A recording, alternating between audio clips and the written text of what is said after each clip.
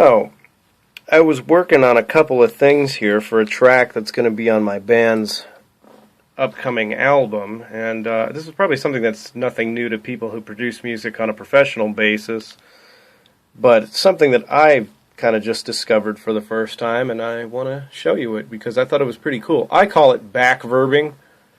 I'm sure there's probably another name for it.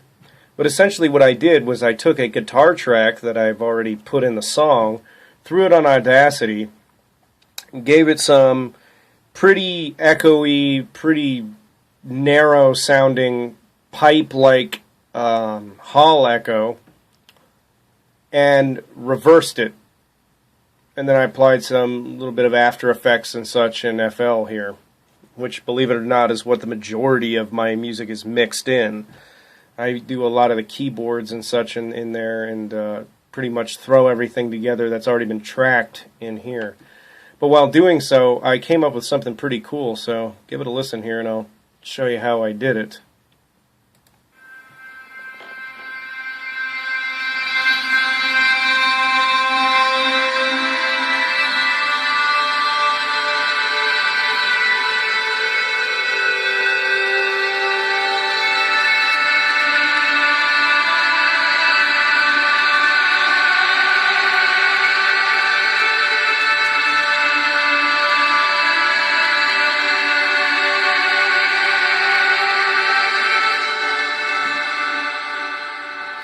Now, at first listen, that might sound like it's been multi-tracked and layered and panned and stereoized and all that shit.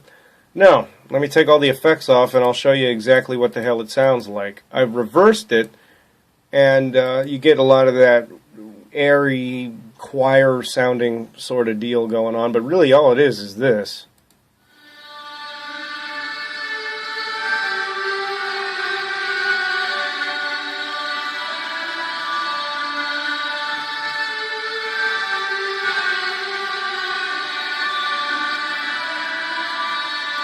And basically what that effect right there is something that's already in Audacity, where I dragged the guitar track into, made a copy of the wave, and then affected it to start affecting it.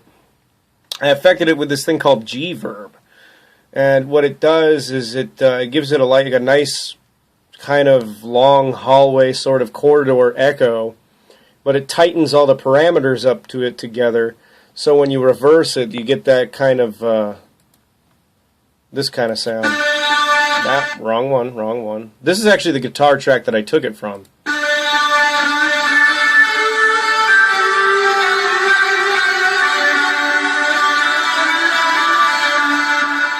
And people ask me all the time exactly how do I get that particular tone, and that's my little secret. So here we go. This is the unaffected one. I put a little bit of...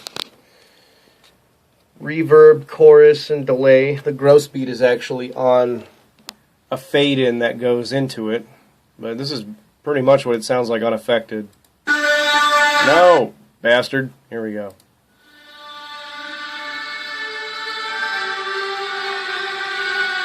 And then you reverse it. That is instinctual as fuck.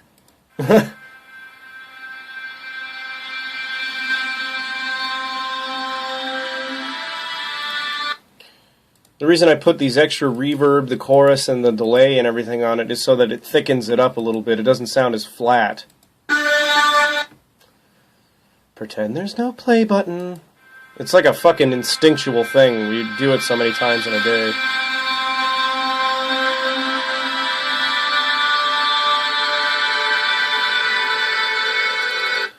Then when you lay it in the track, if you're wondering how this was even put into the track, here you go.